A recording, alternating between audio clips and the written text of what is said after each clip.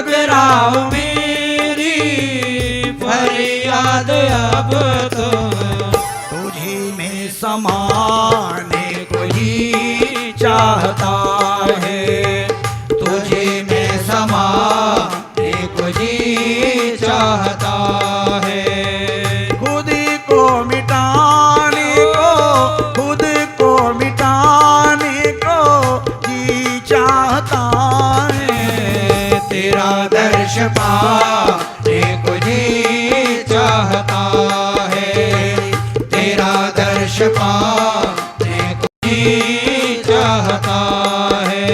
राधे राधे राधे राधे राधे राधे जय श्री राधे। राधे राधे राधे राधे राधे राधे जय श्री राधे। राधे राधे राधे राधे राधे राधे जय श्री राधे। राधे राधे राधे राधे राधे राधे जय श्री राधे। श्रवण करी। सूत जी महाराज जी कहने लगे, हे ऋषियों, एक बार बद्रिका आश्रम के पास में ही व्यास मुनि की कुटिया है। एक दिन व्यास मुनि संध्या करके और सूर्य भगवान को जब अर्घ देने के लिए कुटिया से बाहर निकले तो उन्हें कलयुग के दर्शन हो गए। बोले, महाराज जी आप कौन? मैं कलयुग। ओहो, नाम सुना था, चलो आज आपके दीदार भी हो गए। कहिए महाराज जी कब पधार रहे हैं? कलयुग ने कहा, जिस दिन भगवान श्री कृष्ण चंद्र इस धरा धाम को छोड़ के जाएंगे, बस उसी दिन हम इस धरा पे आए। अच्छा अच्छा महाराज जी, तो कुछ अपने बारे में बताइए, कुछ कैसा होगा, आपका युग कैसा रहेगा? कलयुग ने कहा, बताना क्या है, दिखाई देता हूं, देख लो। कलयुग ने कहा, देखो। तो वेद व्यास जी ने देखा कि कलयुग में लोगों की आयु बहुत कम हो गई। सतयुग में लोग लाखों वर्ष जीते थे, त्रेता में लोग हजारों वर्ष जीते थे, द्वापर में लोग सैकड़ों बरस, 200 साल, 400 साल, 600 साल, 800 साल जीते थे। कलयुग में मनुष्य की आयु वर्षों में हो गई। व्यास जी सोचने लगे, इतनी छोटी आयु, वेद कौन पढ़ेगा? वेद पढ़ने के लिए 48 वर्ष चाहिए। एक वेद के पढ़ने का जो कोर्स है वो 48 वर्ष है। 48 वर्ष तक ब्रह्मचर्य पालन करते हुए गुरुकुल में रह के अध्ययन करेगा, तब वेद पढ़ेगा। तो 48 वर्ष वेद पढ़ने के लिए 11 वर्ष पे जनेऊ हो तो वो तो 60 साल का हो जाएगा, 65। तो वेद कौन पढ़ेगा?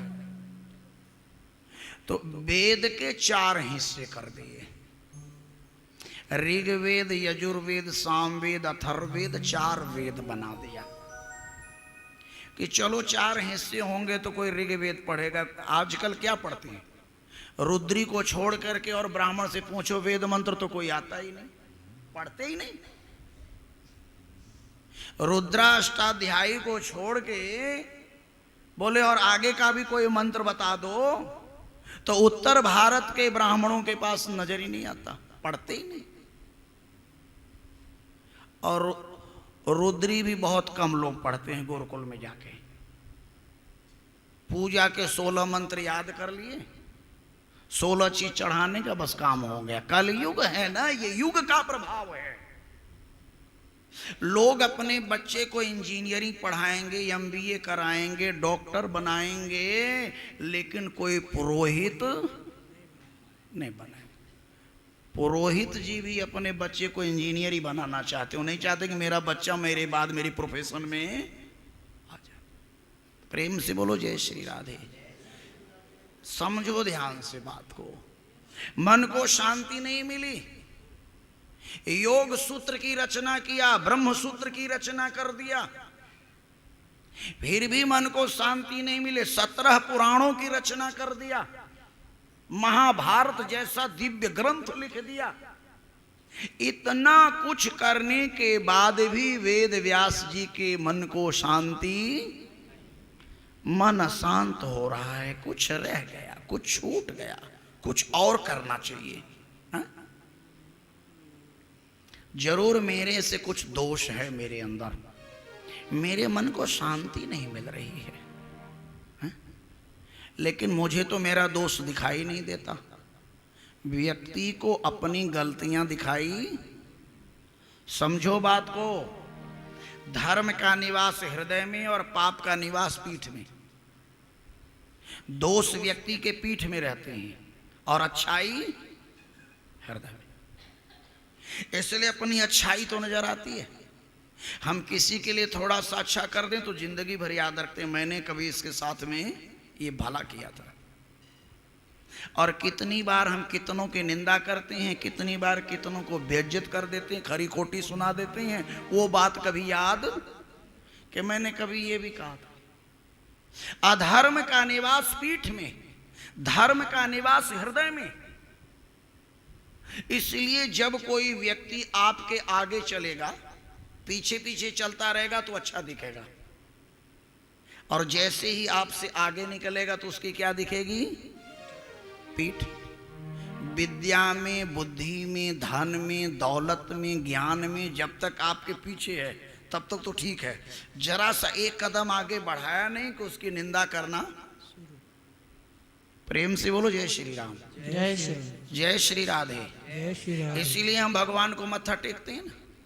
मत्था क्यों टेकते हैं?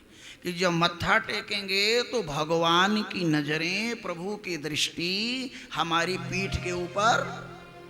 तो जब मत्था टेको तो प्रभु से कहो, हे ठाकुर जी मुझे मेरे दोष दिखाई नहीं देते, हे कन्हैया मुझे तो मेरी गलतियां समझ में नहीं आती, तू ही कृपा करके मेरे दोषों को देख और उन दोषों से मुझे निवृत्ति। जब ज्योत जलाओ भगवान के आगे तो क्या भगवान को ज्योत की जरूरत है? अरे ज्योत तो वहां जलाई जाती जहां अंधकार हो। परमात्मा तो स्वयं प्रकाश स्वरूप है। यशोदा 10वें स्कंद में कथा आती है।